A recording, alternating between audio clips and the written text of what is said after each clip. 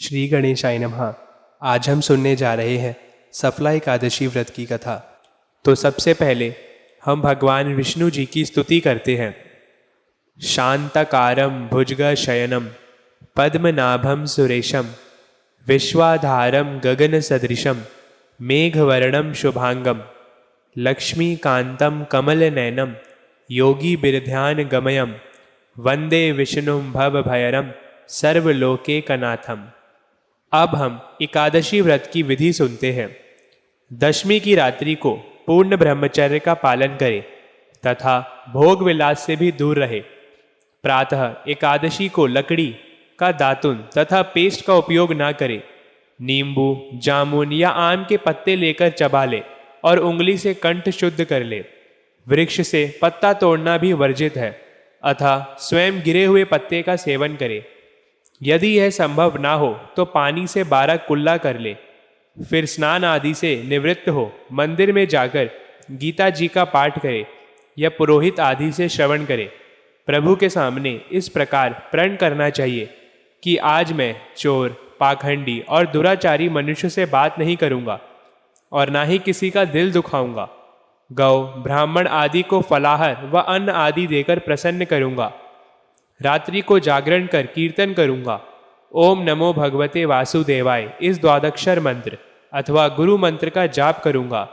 राम, कृष्ण, नारायण इत्यादि विष्णु सहस्त्र नाम को कंठ का भूषण बनाऊंगा। ऐसी प्रतिज्ञा करके भगवान विष्णु जी का स्मरण कर प्रार्थना करें कि हे त्रिलोकीपति, मेरी लाज आपके हाथ है, अतः मुझे इस प्रण को पूरा करने की शक्ति प्रदान करे। मौन, जप, शास्त्र पठन, कीर्तन, रात्रि जागरण एकादशी व्रत में विशेष लाभ पहुंचाते हैं। एकादशी के दिन अशुद्ध द्रव्य से बने पेय ना पिए। कोल्ड ड्रिंक्स, एसिड आदि डाले हुए फलों के डिम्बाद रस को ना पिए। 2 बार भोजन ना करें। आइसक्रीम व तली हुई चीज़ें ना खाए। फल अथवा घर में निकाला हुआ फल का रस अथवा थोड़े दूध या जल पर रहना विशेष लाभदायक है।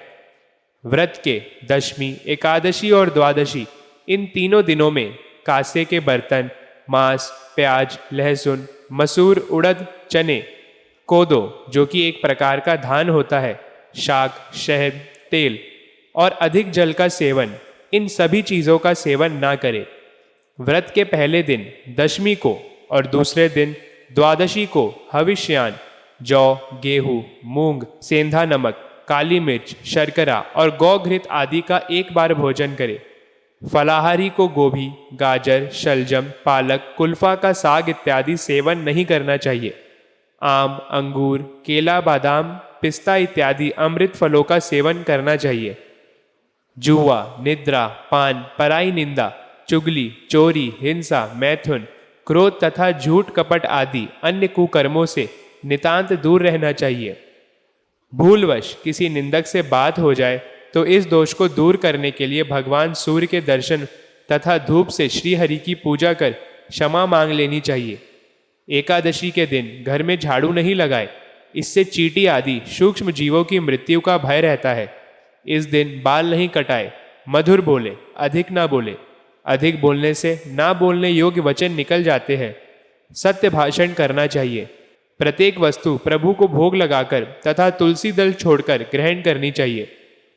एकादशी के दिन किसी संबंधी की मृत्यु हो जाए तो उस दिन व्रत रखकर उसका फल संकल्प करके मृतक को देना चाहिए और श्री गंगा जी में अस्थि प्रवाहित करने पर भी एकादशी व्रत रखकर व्रत फल प्राणी के निमित्त दे देना चाहिए।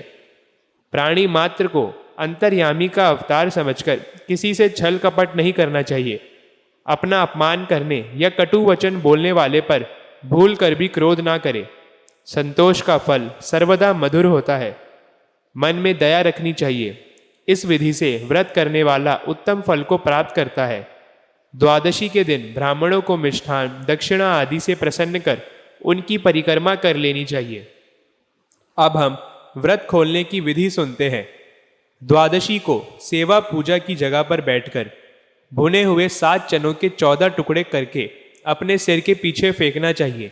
मेरे 7 जन्मों के शारीरिक, वाचिक और मानसिक पाप नष्ट हुए, यह भावना करके 7 अंजलि जल पीना और चने के 7 दाने खाकर व्रत खोलना चाहिए। तो अब हम सुनते हैं सफला एकादशी व्रत की कथा। युधिष्ठिर जी ने पूछा, स्वामी, पौष मास के कृष्ण पक्ष में कौन सी एकादशी होती है? उसका क्या नाम है? उसकी क्या विधि है तथा उसमें किस देवता की पूजा की जाती है, यह बताइए। भगवान श्री कृष्ण कहते हैं, राजेंद्र, बड़ी बड़ी दक्षिणा वाले यज्ञों से भी मुझे उतना संतोष नहीं होता जितना एकादशी व्रत के अनुष्ठान से होता है। पौष मास के कृष्ण पक्ष में सफला नाम की एकादशी होती है। उस दिन विधि पूर्वक भगवान नारायण की पूजा करनी चाहिए। जैसे नागों में शेषनाग, पक्षियों में गरुण तथा देवताओं में श्रीहरि विष्णु श्रेष्ठ है, उसी प्रकार संपूर्ण व्रतों में एकादशी तिथि श्रेष्ठ है।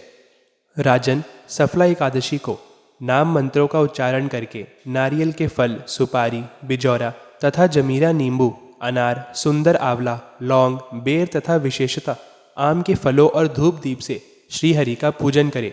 सफला एकादशी को विशेष रूप से दीपदान करने का विधान है। रात को वैष्णव पुरुषों के साथ जागरण करना चाहिए।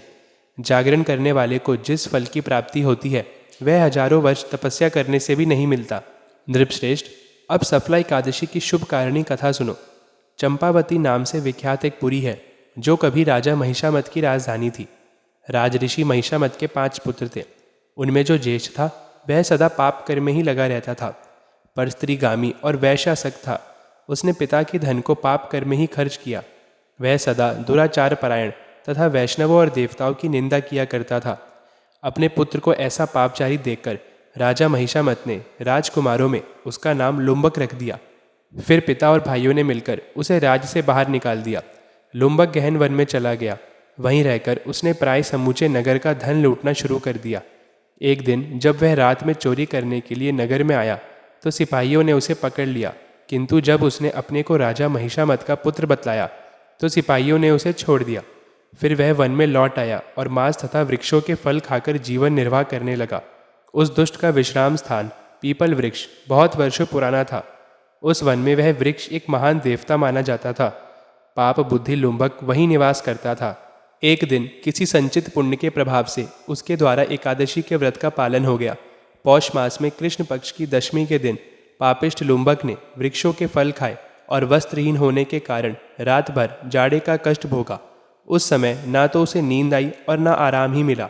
वह निष्प्राण सो रहा था। सूर्योदय होने पर भी उसको होश नहीं आया। सफला एकादशी के दिन भी लुम्बक बेहोश पड़ा रहा।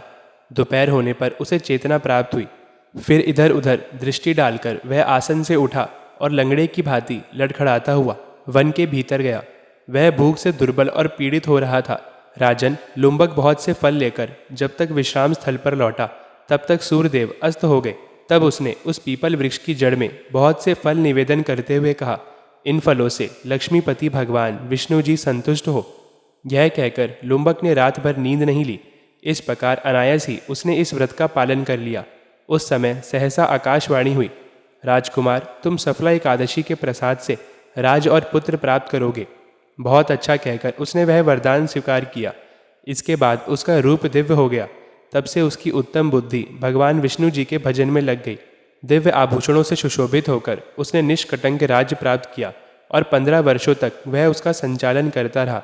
उसको मनोज्ञ नामक पुत्र उत्पन्न हुआ। जब वह बड़ा हुआ तब लुम्बक ने तुरंत ही राज की ममता छोड़कर उसे पुत्र को सौंप दिया और वह स्वयं भगवान श्री कृष्ण के समीप चला गया, जहाँ जाकर मनुष्य कभी शोक में नहीं पड़ता। राजन, इस प्रकार जो सफला एकादशी का उत्तम व्रत करता है वह इस लोक में सुख भोग कर मरने के पश्चात मोक्ष को प्राप्त होता है। संसार में वे मनुष्य धन है जो सफला एकादशी के व्रत में लगे रहते हैं, उन्हीं का जन्म सफल है। राजन, इसकी महिमा को पढ़ने, सुनने तथा उसके अनुसार आचरण करने से मनुष्य राजसूय यज्ञ का फल पाता है। इति श्री सफला एकादशी व्रत कथा संपूर्णम। बोलिए विष्णु भगवान की जय।